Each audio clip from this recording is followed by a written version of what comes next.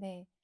시인은 과거에 어딘가에 자신의 눈과 귀를 두고 왔다라는 표현을 계속 지속적으로 쓰고 있습니다.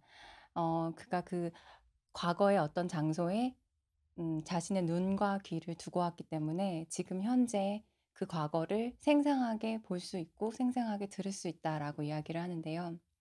어 하지만 그곳에 갈 때는 그의 "핸드폰을 두고 간다."라는 말을 해요. 그 말은 즉슨 핸드폰이라는 것은 자신의 현재 상황을 의미하는 것이기 때문에 '현재 상황을 두고 간다.'라고 이제 생각하면 될 것 같은데, 핸드폰을 두고 갔기 때문에 그 장소에 그 시간에서 집중할 수 있다. 그렇게 이야기를 하고, 또 다시 현실로 돌아올 때는 거기서 있었던 기억과 거기서 있었던 시간들을 음 가지고 오는 것이 아니라 두고 온다라는 이야기를 합니다. 이런 식으로 계속 "두고 온다."라는 표현이 지속적으로 나오는데요. 이렇게 두고 오라는 이런 권유가 참 흥미롭게 느껴졌고요. 또 한 가지 흥미로웠던 것은 시 전체의 구성입니다. 시 전체의 구성이 시점의 흐름에 따라서 이제 현재, 과거, 그리고 다시 현재로 돌아오면서 각각 약간의 미래까지 이제 언급을 하면서 끝이 나는데요.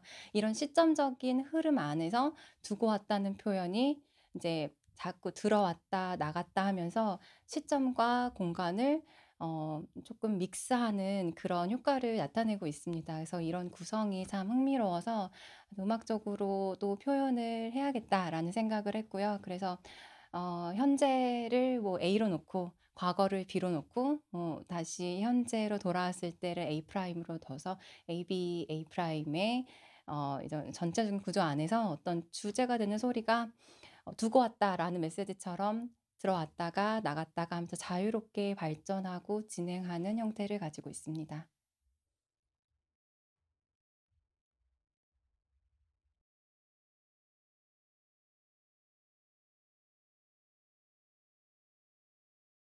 네.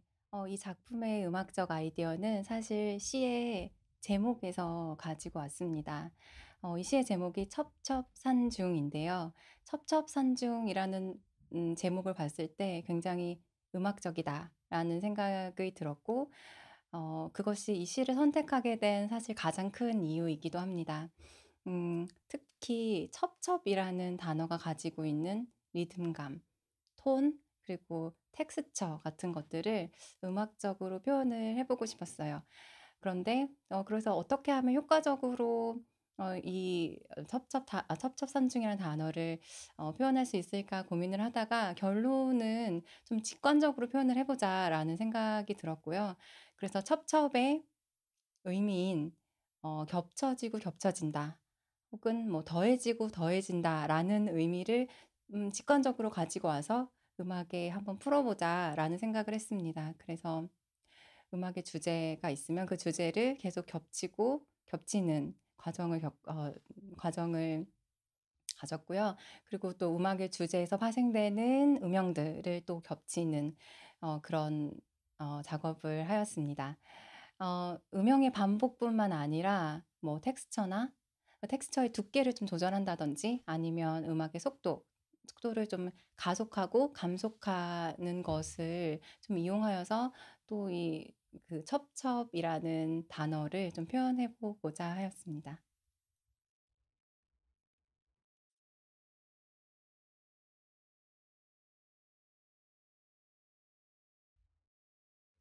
네. 대중과의 소통은 어떤 숙제같이 항상 저희 마음속에 좀 이렇게 남아 있는 것인데요. 대중과의 소통을 위해서는 사실은 뭐 모든, 뭐 대중도 그렇고 악기를 연주하는 연주자도 그렇고 작곡가도 그렇고 모든 사람의 노력이 필요하다고 생각합니다.